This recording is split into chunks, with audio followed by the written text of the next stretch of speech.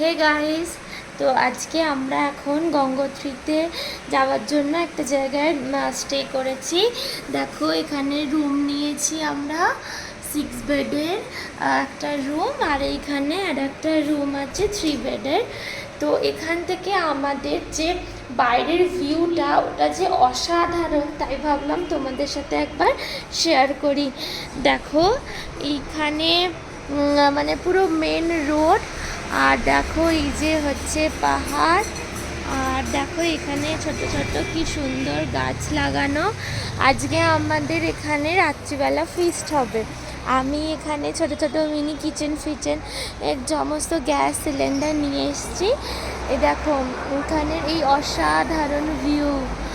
আর দেখো তোমাদের যে গঙ্গাটা দেখাচ্ছিলাম, সেই গঙ্গাটা মানে ওই যে মিডিলের যে খাদ্যা আছে, তোমাদের একটু বাদে দেখাবো সন্ধে হলে বেরোবো যখন, তখন এই যে খাদ্যা আছে দেখো, ওই দেখো তোমরা দেখতে পাবে।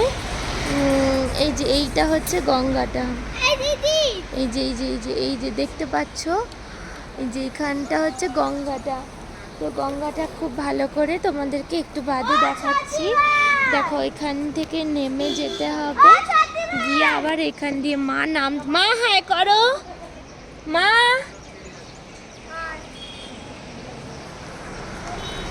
আছে। সবাই এখানে দোকানপাট, এখান দিয়ে সব গাড়ি যাচ্ছে কেদারনাথের উদ্দেশ্যে।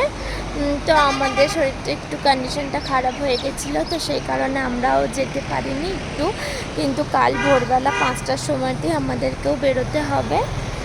তো আজকে আমাদের রাত্রিতে যেহেতু এখানে থাকা হচ্ছে, সেই কারণে একটা ছোটো করে ফিস্ট মতন হবে, একটু ছোটোখাটো। মানে এইখানে হোটেলেরই কিছু গ্যাস ওভেন নিয়ে রান্না করা হবে, আর কিছু ভাজাভুজি সেটা আমার মিনি গ্যাসে হবে। তো দেখো এখানে দেখতে দেখতে একটা কি সুন্দর সাকলেন্সের গাছ দেখতে পেলাম। দেখো কি সুন্দর সাকলেন্সের গাছটা, আরও সাকলেন্স। তো তোমাদের সাথে এরপরও আরও অনেক অনেক জিনিস ছোটোখাটো শেয়ার করতে যাবে। এখন মা আর বাপি এই যে দেখো ওখানে যাচ্ছে বাজার করতে।